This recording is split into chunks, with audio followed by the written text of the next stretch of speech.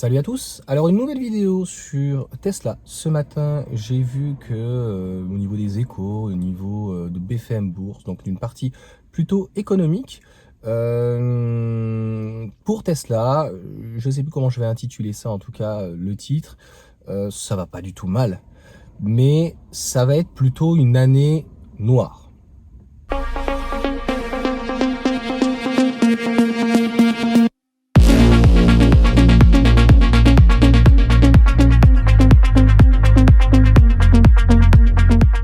Alors comme d'habitude, il va y avoir des détracteurs qui vont me dire non mais qu'est-ce que tu dis, Tesla est en pleine croissance, etc., etc., etc. Je ne sais pas par où commencer là-dessus, c'est-à-dire que Tesla est parti pratiquement 10 ans en avance par rapport à tous, un petit peu aussi avec l'électrique, avec BYD, et c'est vrai que pendant que Tesla faisait des modèles S, X, puis une 3, puis une Y, nous, Européens, on va dire, on était en train, surtout beaucoup Renault de la Zoé, et nous on faisait des Peugeot Ion et C0. Je crois qu'en termes de modèle, de nom de modèle, je crois que Citroën n'aura jamais fait aussi mieux. C'est complètement zéro. Donc c'est à la fois hors de prix, c'est à la fois aucune autonomie, ça n'a absolument aucun style, franchement. Il y a rien qui va dans ce type de voiture. À un moment donné, au niveau du marketing, je me demande s'ils ont réfléchi à quelque chose. Il faut trouver en fait à chaque fois un positionnement. Donc le positionnement notamment de Tesla est relativement simple, mais il arrive à son essoufflement. Alors son essoufflement, pourquoi? Pour différentes raisons. Il y a des aides qu'il n'y a plus. Alors on va pas être franco-français, hein. En Allemagne, en Angleterre, on apprend normalement que les modèles S et X, ils les ont arrêtés donc pour les Anglais, donc pour la conduite à droite. Donc tout ceci favorise en fait une croissance plutôt réduite, molle, chacun verra où elle est, qui reste excellente, peut-être moins au final que son concurrent direct BYD, parce que finalement c'est ça la question. Et je pourrais faire une vidéo donc succincte directement encore sur BYD, mais on va rester donc sur Tesla. Donc les informations qu'on a venant d'ailleurs d'Elon Musk et de la bourse et du Nasdaq, Dow Jones, etc. Ne sont pas bonnes. Alors c'est toujours à relativiser, le chiffre d'affaires est excellent, les marges sont quand même excellentes, l'infrastructure, tout est posé, mais force est de constater que même un groupe comme Tesla qui ne fait que de l'électrique depuis le début a pris du retard. Ils ont pris énormément de retard sur le Cybertruck, ils ont pris énormément de retard sur la compacte, sur aussi indirectement les restyling. Ils ont pris beaucoup de retard. Aujourd'hui, j'avais déjà fait une vidéo donc sur la S et la X. Aujourd'hui, elle se vend plus parce que notamment quelqu'un qui cherche un modèle entre deux va plutôt privilégier un Y performance que une X.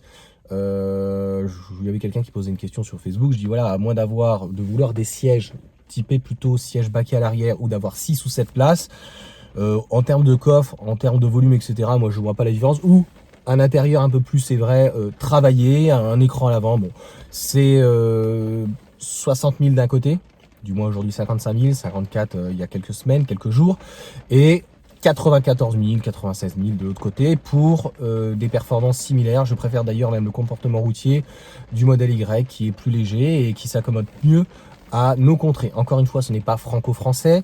On dit bien la vieille Europe pour quelque chose, c'est que les routes en Europe, d'une manière de toute façon globale, ne permettent pas d'avoir des plus gros véhicules et tout le monde attend depuis 2 ou 3 ans donc la compacte parce qu'elle répond donc à une demande. Et malgré l'agrandissement de l'usine de Berlin qui pareil est arrivé très tardivement, la montée en production qui est arrivée aussi très tardivement au niveau de Berlin, ça fait seulement réellement que les productions et les propulsions sont faites mai-juin, même si certains diront que ça va vite, c'est retardé. Donc le petit véhicule, ça sera fin de l'année, début de l'année prochaine que ça va commencer et réellement monter en charge, on est en train de nous dire deuxième trimestre au final. Il y a beaucoup de choses qu'on entend dire d'ailleurs dessus, qu'il serait low cost, Elon Musk a évoqué le fait qu'il ne serait pas fun. Donc il faudra voir, attendre aussi à quoi s'attendre. Le prix de toute façon des 25 000 $, pareil, ne sera pas réalisable. 25 000 € hors taxe, de toute manière. Tu as vu avec le Cybertruck, le budget a explosé. Alors encore une fois, la dernière fois on avait parlé de la centrale nucléaire, explosé, c'est peut-être 30%. Donc on n'est pas sur du 300%. Mais les choses en tout cas n'ont pas été maîtrisées du début jusqu'à la fin, pour tout. Pour le budget, pour la conception, sur les erreurs, etc. etc.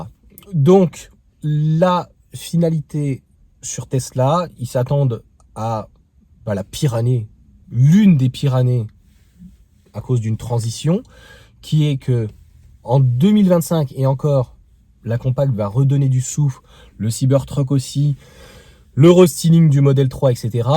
Mais ils sont un petit peu attaqués de toutes parts, c'est-à-dire qu'aux États-Unis, ça va bien, mais c'est compliqué quand même. Ils sont toujours, on nous dit une croissance molle, mais en fait, ils sont toujours en récession.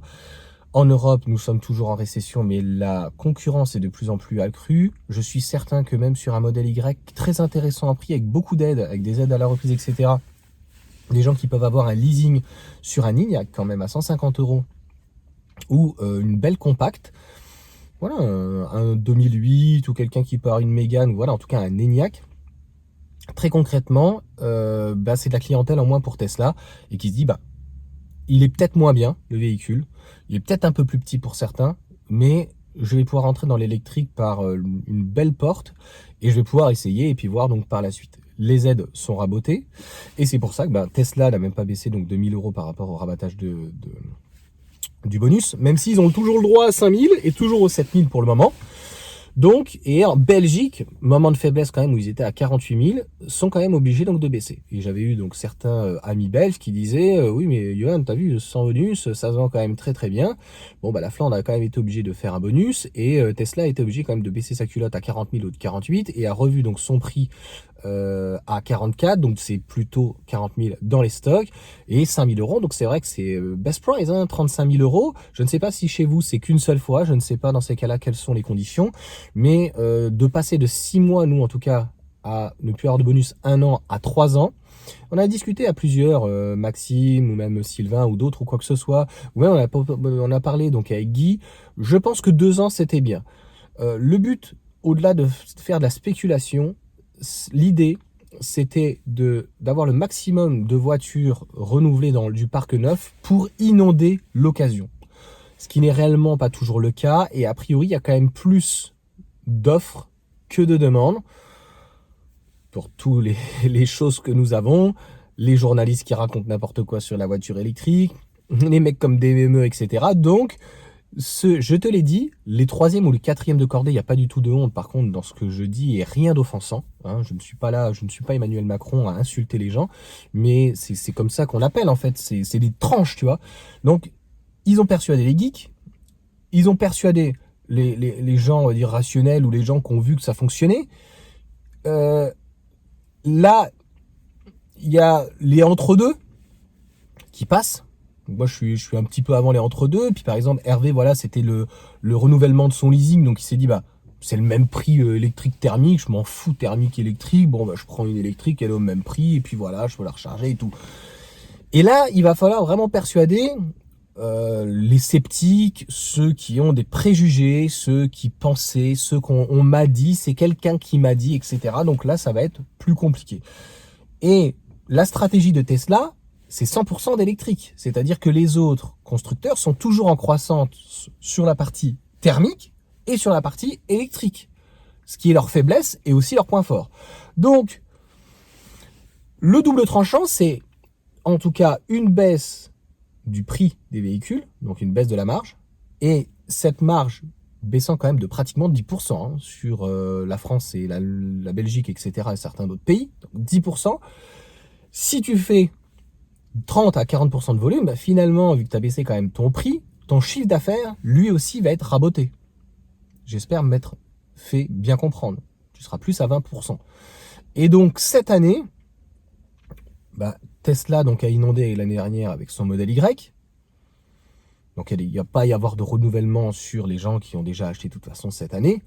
Et puis le modèle 3, ce n'est pas mon avis, c'est que j'ai la sensation, enfin Tesla donne l'idée de toute façon sur le modèle 3 que il s'en fiche un peu et qu'il le laisse clairement couler. Il n'est plus dans les showrooms, moi je le vois plus, je l'ai pas vu à Chambourcy. Aujourd'hui, il est à 43 000 euros, même prix que le modèle Y, pas bonusé, rien du tout. Donc en fait, et même s'il y a le noir qui est payant, donc concrètement, bah, il n'y a pas d'intérêt aujourd'hui. Quelqu'un qui voudrait absolument une modèle 3, on lui propose un modèle Y avec 5 000, 4 000, 7 000, des aides à la reprise, tu m'as compris, clairement, bah, il va prendre un modèle Y. Bon, je pense, hein, on est tous comme ça, je pense. Après, je peux peut-être me tromper, mais à 99%, c'est comme ça que ça va se passer.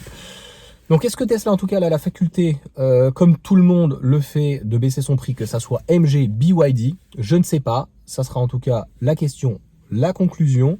Mais ça va pas du tout mal. Hein. Mais la croissance à 2 chiffres va être de plus en plus difficilement réalisable tant que voilà, le Cybertruck n'arrivera pas à émerger aux États-Unis. En Chine, je pense que ça va être de plus en plus compliqué. Et en Europe, il faut cette fichue compacte, mais elle risque d'arriver très tard, mi de l'année prochaine. La concurrence arrive, surtout ceux qui ont les bonus, notamment, je suis désolé, un Scénic 3008, un Enyaq. Voilà, j'ai fait tout ce type de véhicule qui, ça, là, sera vraiment en concurrence directe, surtout s'il est moins fun. Et dans cette seconde vidéo, on va parler pour le coup de BYD. Et voilà, je ne vais pas développer là tout de suite, on le développe juste après.